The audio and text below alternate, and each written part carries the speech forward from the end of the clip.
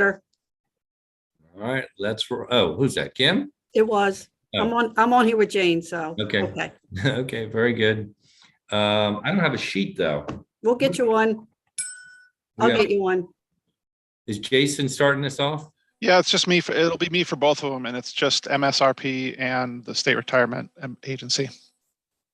Right. Yeah. And we're going to start with supplemental. Yep. Okay. I think we're live. So we might as well get started. Good afternoon, everybody. This is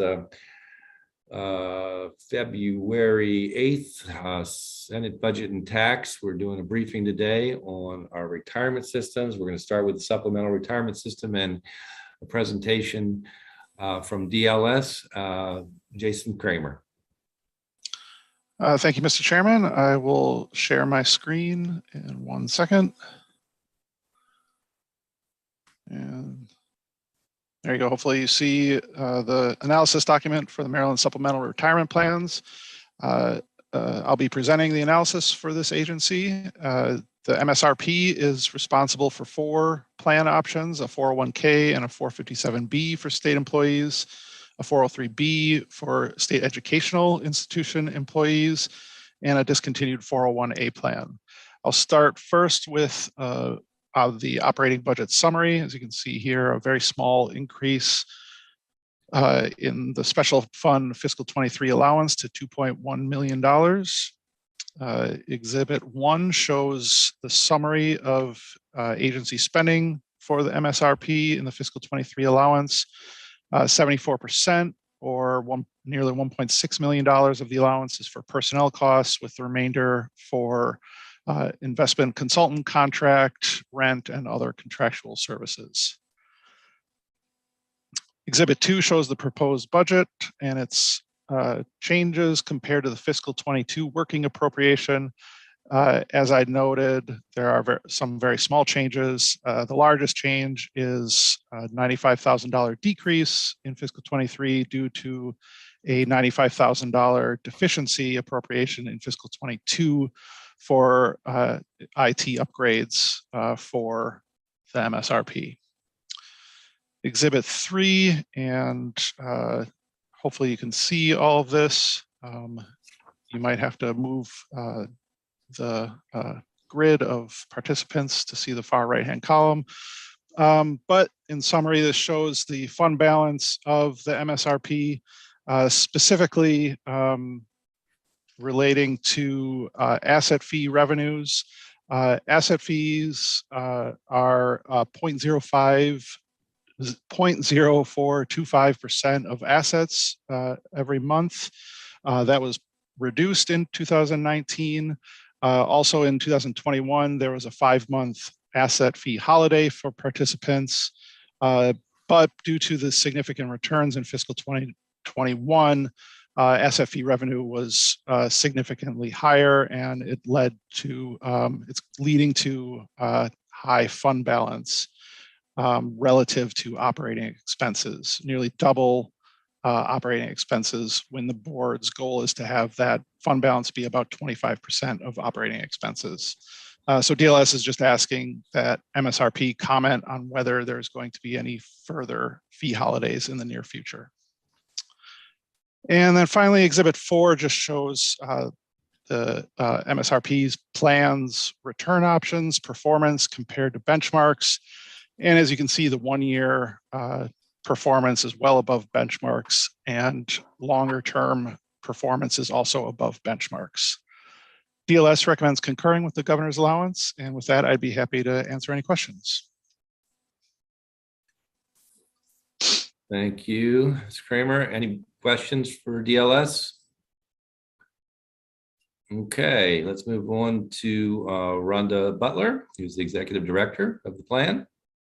Hi, good afternoon. It's Rhonda Bell. Oh, I'm sorry. Butler. That's okay. No, Butler is my middle name. So. Yep, got it. Sorry, Yeah. Apologize. No problem. Good afternoon, Mr. Chairman and members of the committee.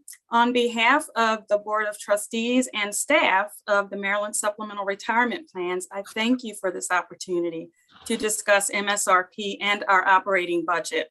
We appreciate the thorough analysis provided by Jason Kramer and his understanding of the plans. We really appreciate that. We appreciate that you concur with the governor's allowance, and we already provided a copy of our testimony, so I don't want to go through reading it all here. However, I would like to review the most significant points noted in our testimony.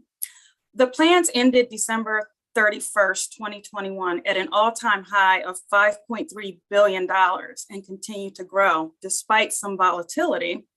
In the analysis, Mr. Kramer noted that the plan's reserve has more than doubled the 25% target and asked that we provide a response as to whether a fee holiday is expected in fiscal year 2022. Our fiscal office has reviewed the reserve and is providing the board with a plan to incorporate regular annual fee holidays. We think this makes sense. Although the specifics are not yet known, we are confident that consistent fee holidays will stabilize the reserve while maintaining consistent revenues that support the agency's operations. I do have our CFO with me today, Deborah Roberts, and she and I are here to answer any questions that you might have. Thank you. Any questions from the committee? Nope. All right. Well, keep doing the great job you're doing. It's awesome. Thank Hey, you Mr. very Chair. much. Oh, I'm sorry. Senator McCray has a question. Thank you. Just wanted to honorable mention that Miss Bell, and I know her last name, Mr. Chair, Miss Bell. Oh, ouch. Baltimore City. I just wanted to say welcome to Budget and Tax. Thank you very much. And hello from my husband, Marshall Bell. Yes, ma'am. Okay, I won't live that one down. Anybody else? All right, great. Like I said, keep doing the great stuff. It's awesome. We Thank all you very appreciate much. it. Yep. Thank you. All right. Next up, Jason again. On the State Retirement Agency. Thank you again, Mr. Chairman. This one will take a little bit longer. I'll be presenting the analysis for the State Retirement Agency, starting here on page 1. As you know, the SRA is responsible for the direction of the state retirement and pension system. And I'll start here with the operating budget summary, which shows fiscal years 21, 22, and 23. Fiscal 23, there is a 1.6 million or 3.5% increase to $47.3 million. Nearly all of that is due to increases in the non-budgeted investment division, which is the red portion of these bars here on this graph. Exhibit 1, I will start with a couple of exhibits on the demographics of the system. Exhibit 1 shows that retirees, which are the red bar in this graph, make up about 46.6% of the state's pension plan participation. That, as you can see, that red bar is increasing over the years while the blue is staying relatively level. That means that there's less active payroll supporting retiree benefits. Exhibit 2 shows the balance between members that are in the reformed system or post-2011 system and the pre-reform system or pre-2011. As you can see, it's in fiscal 2021, it's almost even.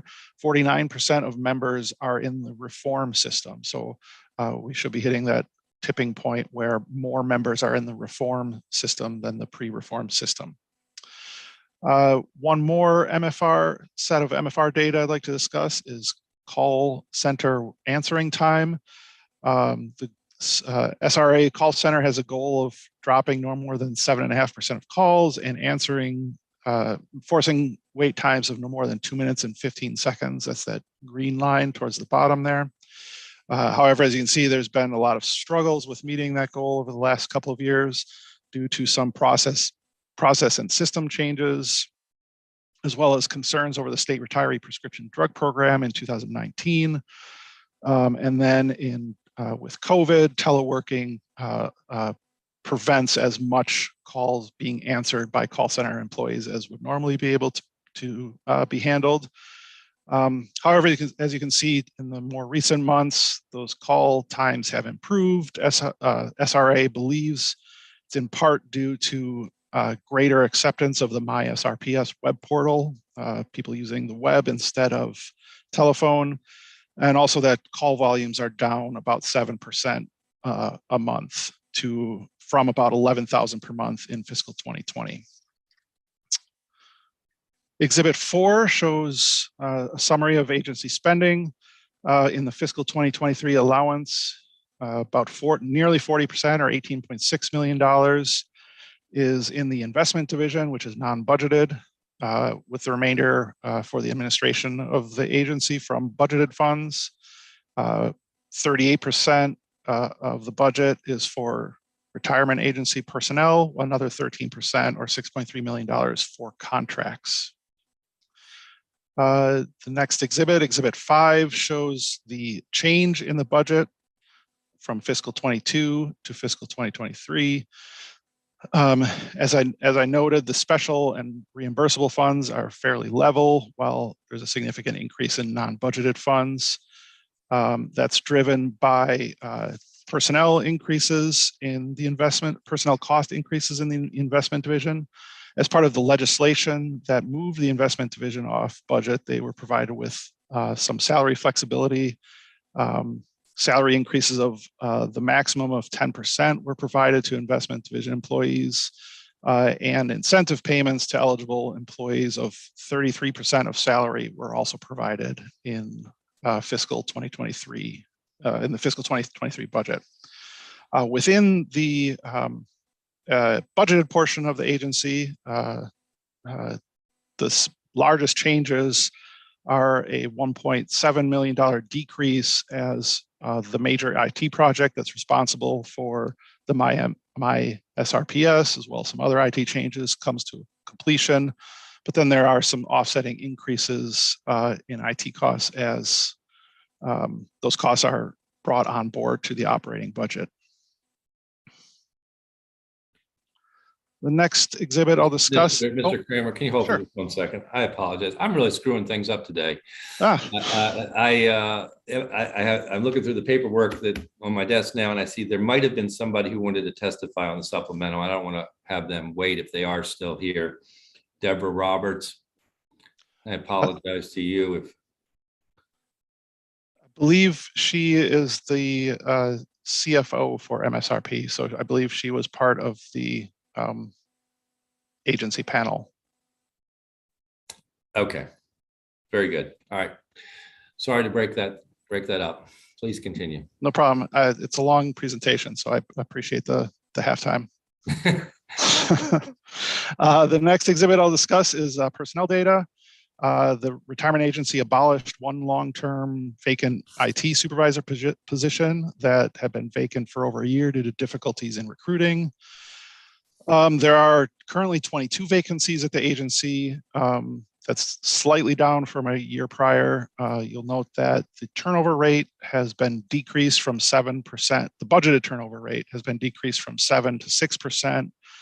Despite the much higher level of vacancies, that's to allow the agency to offer salaries above base in an effort to fill those vacancies. Next, I'll move on to the one issue in this analysis. It's one issue, but it has several parts. As you may be aware, the fiscal 2021 returns were very large, nearly 27% net of management fees. That drastically outperformed the assumed rate of 7.4% and improved the market value of the system from $54.8 billion to $67.9 billion. In the past, the board's policy, as you may remember, has been to smooth those assets over a 5-year period, recognizing 20% of the assets every year for 5 years. With the significant returns, the board decided to change the policy for this year for this year's returns only, and recognize 40% of the returns in the first year, and then 15% of the returns over the subsequent 4 years. In conjunction with this, the board also reduced the plan's assumed rate of return from 7.4 to 6.8%. That's slightly below the median of 7% among large pension funds. And what you end up with is all those things have differing impacts on the contribution rate. The contribution rate for the state went from 21.12% to 21.29%, and that is the 17 basis point increase in the state's contribution rate this year. That's made up of several pieces. The first is this large blue bar here. By reducing the rate of return assumption from 7.4 to 6.8%, that has the effect of requiring more contributions to be made in the short term to produce the same amount of results in the long term. However, that is offset by the significant fiscal 21 returns, as shown in the second bar, and then also the early recognition of those returns. So not only are you seeing large returns in fiscal 2021, but you're recognizing more of them in the first year. Exhibit 7 then shows the impact that all that has on the state's contributions to the pension plan. The red bar here shows what the retirement agency's actuaries were projecting the state's contributions to be last year. The blue bars show what those contributions are projected to be this year. As you can see, there's a fairly significant gap in those projections in the out years. In fiscal 23, that gap is $100 million. By fiscal 2031, it will be more than $1 billion. All told, over this 10-year period, that's $7.2 billion $7.2 billion less that the state is projected to have to contribute to the retirement plans. All right, so that's a lot of good news. So I've got to sprinkle in one small piece of bad news. Local school boards are going to see a 26% increase in contributions. And that's due primarily to the change in assumption that the board made about the rate of return from 7.4 to 6.8%. All the other impacts, like the large rate of return or the large actual returns and the change in the asset smoothing policy, that has impacts on the unfunded liability portion of the contributions. Local school boards are only required to pay the normal cost or the current liabilities of its employees, so they don't see the benefits of those changes and the large returns in fiscal 2021. However, the change in the rate of return assumption does mean that more funds will have to be contributed by the local school boards to meet the normal cost. One more recommendation that the board made regards the amortization policy change. When the pension system was reformed in 2011, there was a 25-year amortization period for all the unfunded liabilities. That period ends in 2038. As you get closer to that end of that period, there's the potential for some volatility in contribution rates. And so the board is recommending making some changes that would smooth that volatility. And those changes, those recommendations are laid out here. I do not believe this would take legislation to change, and I believe that legislation, it would be introduced next session, not this session. And finally, I'll go through a couple of exhibits regarding the fund's performance. Exhibit 8 shows that the returns are driven by huge returns in growth equity funds. The fund's made up of about 52% of growth equity, and that had 47% returns in the 1-year period and in 21. Not only were those high returns nominally, but they were also above benchmarks. As you can see, growth equity beat out benchmarks by 2.5 points, and rate sensitive and credit classes also beat their benchmarks. Tux Rankings compares the plan to other large pension plans. Our state system is in the lower half of large systems, primarily due to its more conservative allocation towards equity funds. Yet another change the board made in this fall, they made a slight change in their target allocations in the rate sensitive, credit, real asset, and absolute return categories. The first column is the previous target. The second column is what the current target is, and the final column is the actual holdings of the fund. And when you put all that together, you come up with the funded ratio of the system. As of the close of fiscal 2021, it's 76.2% funded, up from the low point of 63% in fiscal 11. And it's projected to meet 80% funding by fiscal 2025. With that, DLS recommends concurring with the governor's allowance, and I'd be happy to take any questions.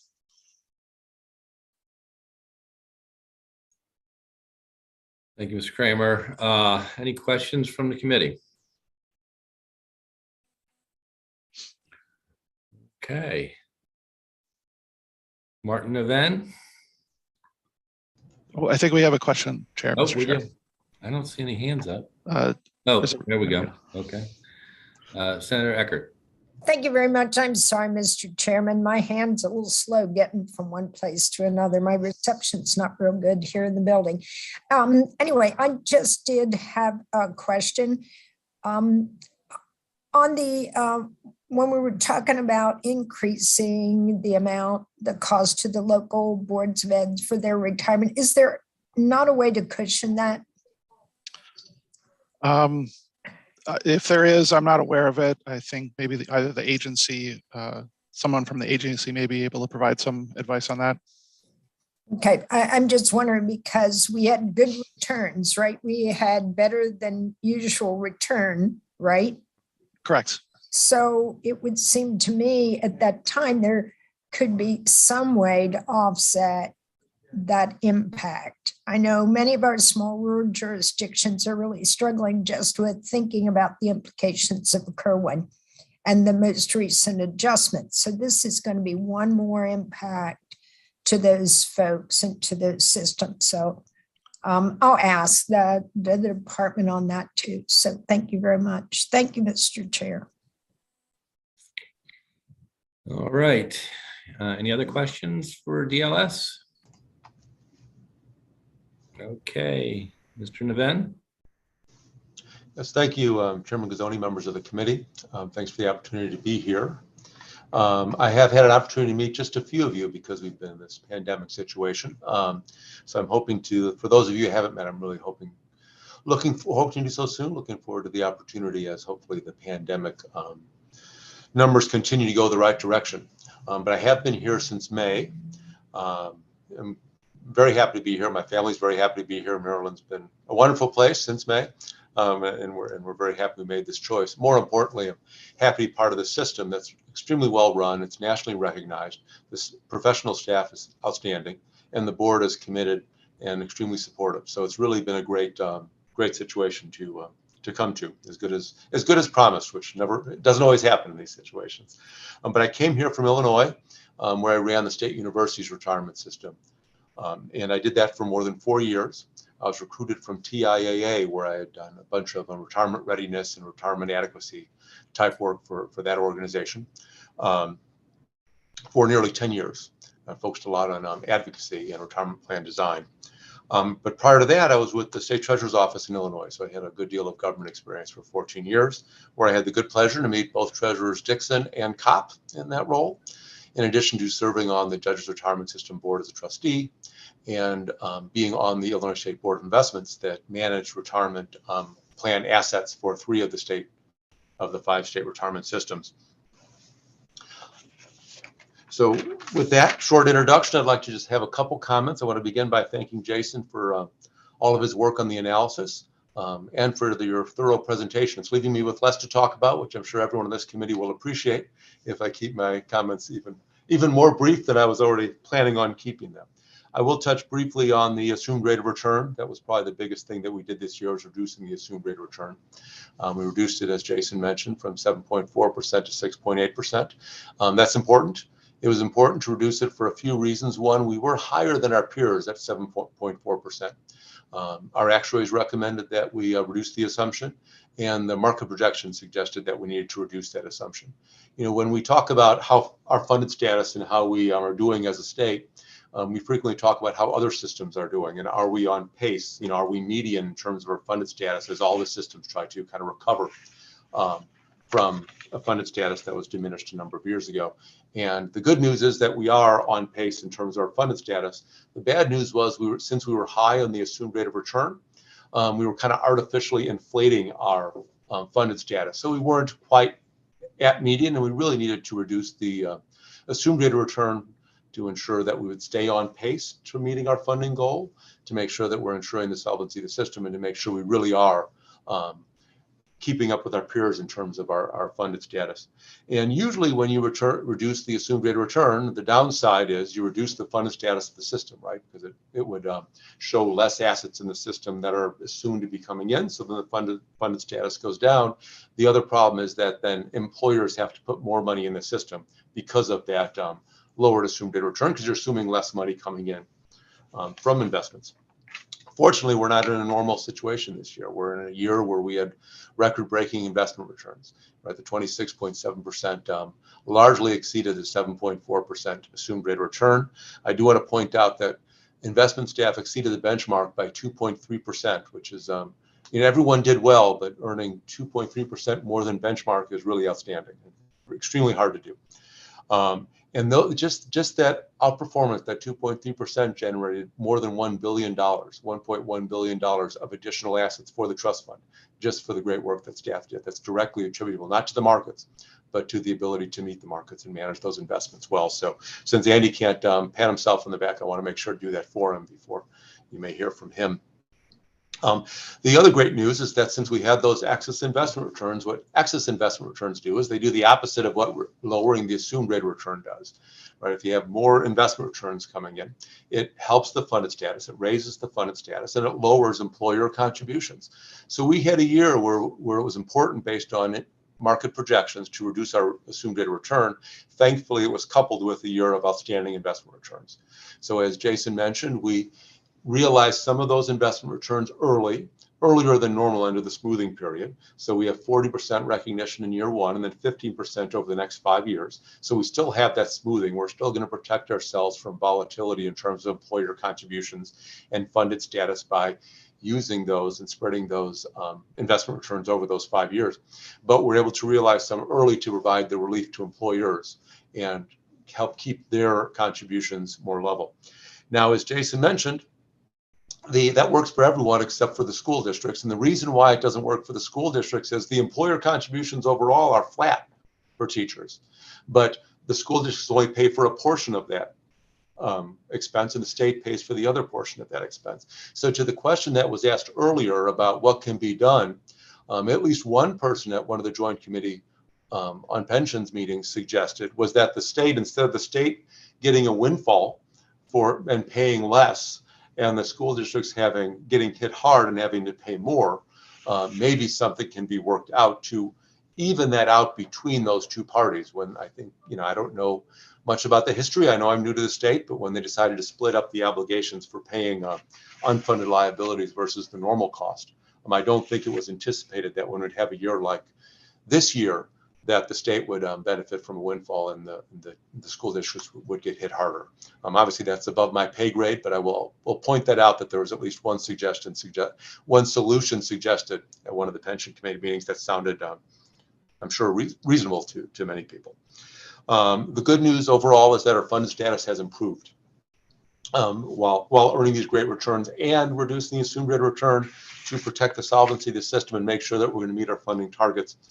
We've actually increased the funded status, and you're rarely in a situation where you get to do both. So our unfunded status went from 73.6% to 76.9%. We're on track to be 80% funded by 2026 and 100% funded by 2039. And so with that, you know, I won't take much more time. Would love to leave plenty of time to answer any questions that you have. I have a number of members of our senior staff here to help with that in case you need to get into greater detail on any of these issues. Very good. Always good to be talking in a good year. It is. Any questions? Yes, Senator Griffith. Thank you, Mr. Chairman, and thanks to both the analyst and Mr. Novin for the presentation. I first wanted to follow up and join Senator Eckert in her concerns about our local boards. I actually communicated with the chair of the joint committee, hoping that we can work together on some proposed solutions.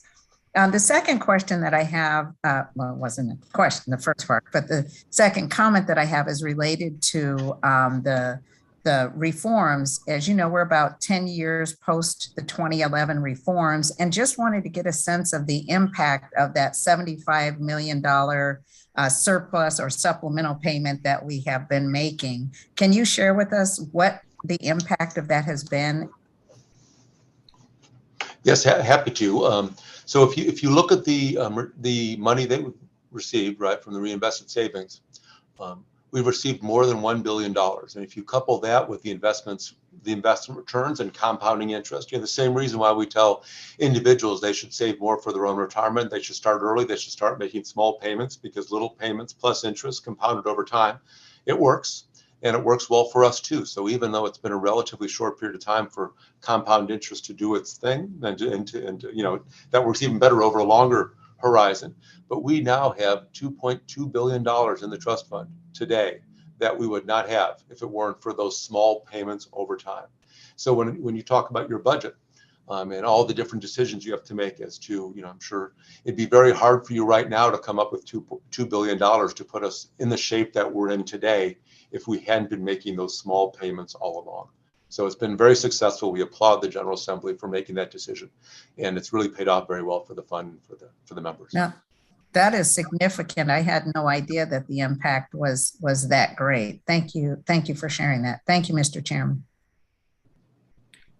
Senator Eckert. Thank you very much. My question has to do with, I think it said because of the rate of return this year, we are at 76%, something toward our goal of being 80% funded. At the rate we're going, we should actually achieve our goal earlier than the date identified, correct? That is correct. We don't want to overpromise and underdeliver. But if you look at the market value of the assets, we're actually at 82.7% funded right now. That's what I wondered.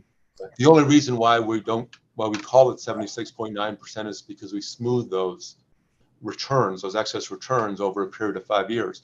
Now, if we told you, if I came up and said this year that we're at 82.7%, and if the market doesn't do as well, you know, last year as it did this year, then I'm gonna have to come back next year and say, oops, now we're only at 76%. So it's a smooth return we're giving you, but yes, in raw numbers, also since we have the buffer of the smoothing in out years and a lower assumed rate of return, it's reasonable to believe that we should be able to do even better. I just don't want to make any promises that may not come to fruition. Well, my question then is, should we raise the bar? Should we raise the bar from 80% funded to 82 or 85? And what is the standard around the country? Well, those are good questions. Why don't I get some more information on this, because I'm not, and we'll get back to you on that. I think the standard around the country is 80 to 100% funded generally. I mean, in Illinois, where I came from, it's a dream to become 80% funded. They never have any intention of being 100% funded. So being 80% funded is great. Any actuary would recommend 100% funded, and I applaud the state for moving that direction, and we're well on pace for that. But we're doing very well, I guess, is what I want to. And I think looking at one of the charts to follow up on that, the number of people that we have in the old system is going to be offset by the number of people in the new system. And then does that combination have any impact on the outward liability that we're soon to realize improvement of? Yes, absolutely. And that's exactly, I mean, really, and the General Assembly deserves a lot of credit for passing those reforms. I know those are hard things to do, but you're seeing the benefits of those hard decisions now, because the folks that, as a majority of the people are in the system that costs less to the state and causes less unfunded liabilities, you're really shoring up the pension fund for the members. Thank you very much. Thank you, Mr. Chairman. Thank you. Good questions. Any other questions? Okay, great. Appreciate all your hard work and the whole department. Particularly the management stuff. It's good. A couple of percentages is good. Good. All right, I don't see anybody else. So with that, that will oh, you know what? Let me do this again. So it looks like everyone who signed up are your folks, except I have one person that maybe, nope, and they're not.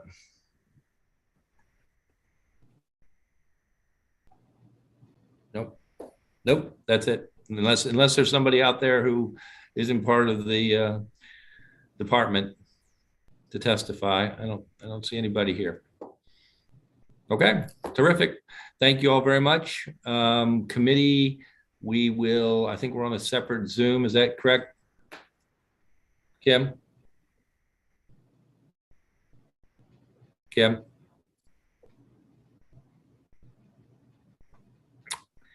I think we're on a separate Zoom for the next one. But we're not going to start until 2:30 because that was the advertised time. So that's correct, Mr. Chair. There was a separate link out for the bill hearings. Okay, thank you very much. So see you all back at 2:30 on a separate link. Thank you.